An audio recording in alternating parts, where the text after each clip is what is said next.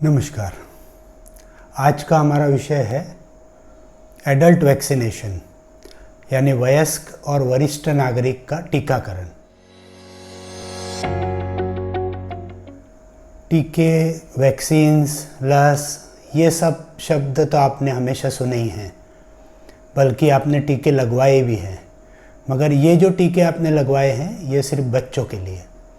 मगर जब हम बात करते हैं कि इन टीकों का महत्व बड़ों के लिए क्या है और बड़ों को भी ये टीके लगाने पड़ते हैं, तो यह विषय एक अजीब सा और अटपटा सा लगने लगता है। यह विषय एक बहुत ही महत्वपूर्ण विषय है, क्योंकि एडल्ट्स को टीके लगाने का क्या महत्व है ये आज हम देखेंगे। एक तरफ तो ये विषय बहुत महत्वपूर्ण है, मगर दूसरी ओर यह बहुत उपेक्षित और निग्लेक्टेड विषय भी है। और इसीलिए हमने स्माइल हॉस्पिटल रामदासपेट अकोला में एडल्ट वैक्सीनेशन का प्रोग्राम डेवलप किया है। तो आज इसी के तहत हम ये देखेंगे कि एडल्ट वैक्सीनेशन के बारे में क्या क्या जानकारी अभी उपलब्ध है। तो इसके लिए हम 5 प्रश्नों को चुनेंगे और इस 5 प्रश्नों के उत्तर देते हुए आज का डिस्कशन हम कंटिन्यू करेंगे। तो पहला प्रश्न है कि कितना महत्वपूर्ण है एडल्ट को वैक्सीन्स देना। दूसरा विषय है कि एडल्ट वैक्सीनेशन यहाँ इतना प्रचलित क्यों नहीं हुआ है। तीसरा है कि किन किन एडल्ट्स को और सीनियर सिटीजन्स को वैक्सीन देना ज़रूरी है। चौथा महत्वपूर्ण विषय ये है कि कोरोना के चलते इस पेंडेमिक में एडल्ट वैक्सीनेशन का महत्व क्या है।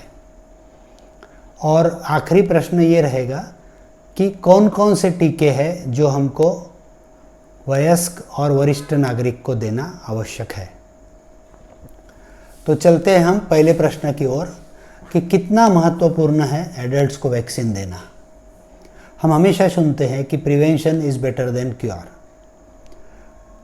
और 20वीं सदी का अगर मेडिकल साइंस का कोई सबसे महत्वपूर्ण आविष्कार रहा हो जो प्रिवेंशन के लिए, बीमारी से बचने के लिए अत्यंत गुणकारी है, तो वो है वैक्सीन्स। हम मेडिक्लेम की पॉलिसी तो हमेशा लेते हैं। किस लिए लेते हैं कि अगर बीमारी होती है तो उसके ट्रीटमेंट के लिए हमको पॉलिसी काम में आएगी। मगर वैक्सीनेशन ये बीमारी से रोकने के लिए, उसके प्रिवेंशन के लिए एक बहुत ही सिंपल, बहुत ही कारीगर यानी बहुत ही इफ़ेक्टिव और बहुत ही सस्ती ऐसी एक पॉलिसी है। तो देखते हैं हम कि कैसे वैक्सीनेशन के द्वारा हम किन किन बीमारियों से बच सकते हैं। सर्वप्रथम तो यह है कि जिस बीमारी की वैक्सीन हम लेते हैं उस बीमारी से हम बच जाते हैं। जैसे कि मान लो हमने फ्लू की वैक्सीन ली तो हम फ्लू से बचेंगे।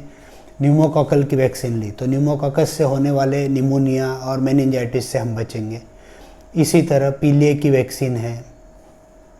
उसके बाद मेनिंजाइटिस की वैक्सीन होती है, मेंदू ज्वर की और इनकेफेलाइटिस की वैक्सीन होती है। अब कुछ बीमारियां ऐसी है जो पहले सिर्फ बच्चों में होती थी, मगर आजकल उसका प्रमाण बड़ों में भी देखने को मिल रहा है। जैसे कि डिफ्थेरिया, पर्ट्यूसिस जैसे जिसे हम काली खांसी कहते हैं, या चिकन पॉक्स जैसे छोटी माता, ये आजकल बड़ों में भी दिख रहा है। और इन सभी बीमारियों के लिए वैक्सीन उपलब्ध है। तो इन वैक्सीन द्वारा जब हम इस बीमारी को रोकते हैं तो न सिर्फ बीमारी के तकलीफ से बचते हैं, बल्कि बीमारी की वजह से जो हमारे कामकाज में रुकावट आ जाती है उससे भी हम बचते हैं। बीमारी के खर्चे से भी हम बच जाते हैं। और इन सबसे महत्वपूर्ण है कि ये बीमारी जब हमको होती है तो हम फैमिली में जो छोटे बच्चे होते हैं या बुजुर्ग लोग होते हैं उनको ये संक्रमण फैला सकते हैं। और उनके लिए ये जो संक्रमण है या ये जो इन्फेक्शन है ये बहुत ख़तरनाक साबित हो सकता है। तो ये तो हुआ कि हम कितने संक्रमण या कितने इन्फेक्शन वाले डिसीजेस से बच जाते हैं।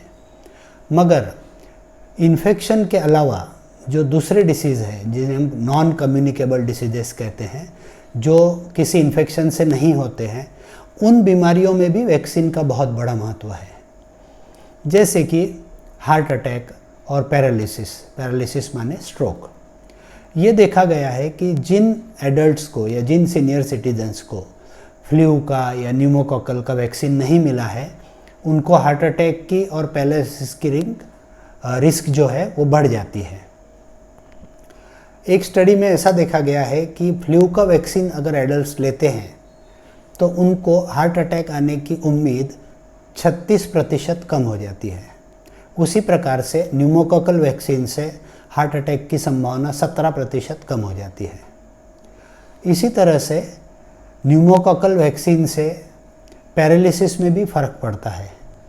ये देखा गया है कि जिन व्यक्तियों ने फ्लू और न्यूमोकॉकल की वैक्सीन नहीं ली है, उनको पैरालिसिस होने की संभावना बढ़ जाती है। न सिर्फ संभावना बढ़ती है, पैरालिसिस होने के बाद दोबारा उससे ठीक होने की या रिकवरी होने की संभावना भी कम हो जाती है। तो इस तरीके से हमने देखा कि इन्फेक्शन से और बगैर इन्फेक्शन से होने वाली बीमारियों से भी हम वैक्सीन से बचते हैं। इसी प्रकार कैंसर से भी हम वैक्सीन द्वारा बच सकते हैं, जैसे कि लीवर का कैंसर, मुंह का कैंसर, पेशाब की जगह का कैंसर, संडास की जगह का कैंसर और महिलाओं में गर्भाशय के मुंह का कैंसर जैसे सर्वाइकल कैंसर। इन कैंसर का भी बचाव वैक्सीन द्वारा संभव है। अब हम चलते हैं दूसरे प्रश्न की ओर कि जब ये एडल्ट वैक्सीनेशन इतना महत्वपूर्ण है तो फिर ये इतना उपेक्षित और निगलेक्टेड विषय क्यों है, ये इतना प्रचलित क्यों नहीं हुआ है।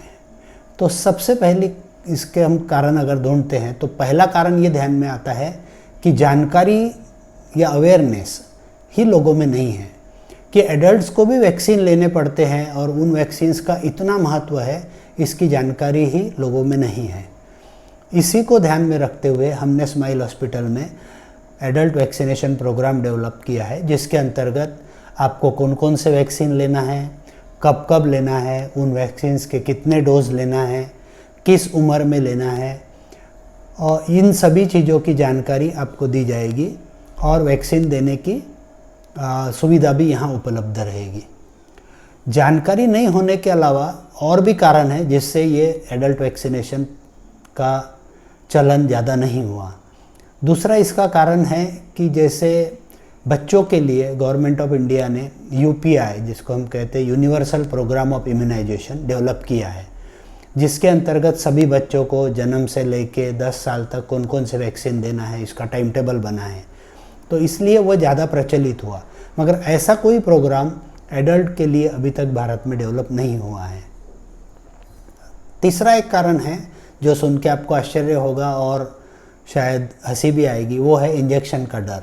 बहुत सारे एडल्ट्स को इंजेक्शन लेने का बहुत डर लगता है। बच्चों को तो हम ज़बरदस्ती या पकड़ के इंजेक्शन दे सकते हैं, मगर एडल्ट्स को ऐसा नहीं कर सकते हैं। इसके अलावा कुछ गलत इन्फॉर्मेशन या गलत धारणाएं भी वैक्सीन्स के बारे में लोगों के मन में होती है, जैसे कि वैक्सीन के साइड इफ़ेक्ट के बारे में गलत धारणाएं हैं, वैक्सीन के इफ़ेक्टिविटी के बारे में कि वैक्सीन कितनी गुणकारी रहेगी, और ऐसा है कि वैक्सीन लेने से हमारी इम्यूनिटी सिस्टम वीक हो जाती है। ये कुछ लोग समझते हैं। कुछ लोग समझते हैं कि मैं तो बार बार बीमार नहीं पड़ता, इसका मतलब मेरी इम्यून सिस्टम बहुत अच्छी है, तो मुझे वैक्सीन की क्या ज़रूरत है। और कुछ लोगों की ये भी धारणा होती है कि वैक्सीन लेने के बाद भी कभी कभी बीमारी हो जाती है, तो फिर वैक्सीन लेने का क्या मतलब। तो ये सभी गलत इन्फॉर्मेशन है और इस वजह से वैक्सीन लेना लोग अवॉइड करते हैं। अगला हमारा प्रश्न था कि किन एडल्ट्स को या किन सीनियर सिटीजन्स को वैक्सीन लेना बहुत ज़रूरी है। तो सर्वप्रथम हम ये जान लें कि सभी एडल्ट्स को और सभी सीनियर सिटीजन्स को जो पूरी तरह से स्वस्थ है, उनको भी वैक्सीन लेना बहुत ज़रूरी है। दूसरा ग्रुप है जिसे हम हाई रिस्क ग्रुप कहते हैं, जिसमें जोखिम या खतरा ज़्यादा होता है। ये कौन कौन से लोग हैं? जिनको हार्ट की कोई बीमारी है या फेफड़े की कोई बीमारी है, जैसे कि अस्थमा है, ब्रोंकाइटिस है, या जिनको डायबिटीज़ है, या जिनको लीवर की कोई बीमारी है, या किडनी की कोई बीमारी है, या मोटापा है, या जिनकी उम्र 65 साल से ऊपर है, या जो हॉस्पिटल में काम करते हैं। ये सभी लोग हाई रिस्क ग्रुप में आते हैं। इसका मतलब ऐसा होता है कि इन लोगों को अगर ये वैक्सीन से रोकथाम करने वाली जो बीमारियां हैं, ये अगर होती है तो ये एक बहुत गंभीर रूप धारण कर लेती है। उसी तरह से इनको जो बीमारी है हार्ट की, लंग की या किडनी की, वो बीमारी भी इन इन्फेक्शंस में बहुत ज़्यादा सीरियस हो जाती है और इसमें जान जाने का खतरा भी बढ़ जाता है। इसलिए हाई रिस्क ग्रुप में वैक्सीन का महत्व और भी ज़्यादा बढ़ जाता है। तीसरा ग्रुप है जिनको वैक्सीन लेना बहुत ज़रूरी है, वो है गर्भवती महिलाएं। गर्भवती महिलाओं में वैक्सीन का महत्व बहुत ज़्यादा है, क्योंकि न ये सिर्फ उनका अपना प्रोटेक्शन करता है बल्कि होने वाले बच्चे को भी प्रोटेक्शन देता है। तो गर्भवती महिलाओं में टीडैप और इन्फ्लुएंजा, ये 2 वैक्सीन बहुत ज़रूरी है और हर गर्भवती महिला को ये 2 वैक्सीन लेने ही चाहिए। चौथा जो ग्रुप है जिनमें वैक्सीन लेना बहुत ज़रूरी है और वो सब हमारे जानकारी में है, वो है कि जिसको फॉरेन ट्रैवल करना है, इंडिया से बाहर जाना है, उनको हर कंट्री का अपना अपना वैक्सीन का शेड्यूल होता है और वो कंप्लीट करने के बाद ही आप उस कंट्री में जा सकते हैं। इसके बाद हमारा चौथा प्रश्न है कि कोरोना के चलते इस पेंडेमिक में वैक्सीन्स का क्या महत्व है। जैसा कि हमने देखा, एडल्ट वैक्सीनेशन का और सीनियर सिटीजन्स के वैक्सीनेशन का महत्व अपने आप में बहुत ज़्यादा है। कोरोना जब नहीं था तब भी इन वैक्सीन्स का बहुत ज़्यादा महत्व है, मगर कोरोना के चलते इस वैक्सीन्स का महत्व और ज़्यादा भी बढ़ जाता है। ये कैसे होता है? हम सबको पता है कि कोरोना एक इन्फेक्शन है जो लंग में होता है। ऐसा देखा गया है कि जब लंग में कोरोना का इन्फेक्शन होता है कि इसके साथ साथ कुछ व्यक्तियों को 30% या 30% से ज़्यादा भी व्यक्तियों को साथ में और किसी वायरस या और किसी बैक्टीरिया का इन्फेक्शन हो जाता है। इसे हम को इन्फेक्शन कहते हैं। जब कोरोना में को इन्फेक्शन होता है तो उस पेशेंट की तबीयत और ज़्यादा सीरियस हो जाती है और उसमें जान जाने की जोखिम बढ़ जाती है। इसलिए को इन्फेक्शन को रोकना ये बहुत ज़रूरी है और ये वैक्सीन द्वारा हो सकता है। तो इस प्रकार से कोरोना के चलते वैक्सीन्स का महत्व और ज़्यादा बढ़ जाता है। और अब हमारा लास्ट प्रश्न है कि कौन कौन से ऐसे वैक्सीन्स हैं जो एडल्ट को दिलवाना ज़रूरी है। तो इसमें सबसे 2 ज़रूरी वैक्सीन जिनका नंबर टॉप पर आएगा वो है फ्लू वैक्सीन और न्यूमोकोकल वैक्सीन। ये 2 वैक्सीन एडल्ट्स को लेना बहुत ज़्यादा ज़रूरी है। इसके अलावा जो वैक्सीन्स है जो एडल्ट्स में बहुत ही महत्वपूर्ण है वो है Tdap vaccine, HPV vaccine, MMR vaccine, hepatitis A और B जो पिल A के वैक्सीन्स है और टाइफाइड का वैक्सीन। ये वैक्सीन्स भी एडल्ट्स को लेना बहुत ज़रूरी है। तो मुझे आशा है कि वयस्क और वरिष्ठ नागरिक के टीकाकरण को आज के बाद आप बहुत सीरियसली लेंगे और अपना और अपने फैमिली का बीमारी से बचाव करने के लिए तुरंत ही वैक्सीन लेने का फैसला आप करेंगे और बच्चों की तरह आप भी वैक्सीन लेने के लिए हॉस्पिटल में आएंगे। धन्यवाद।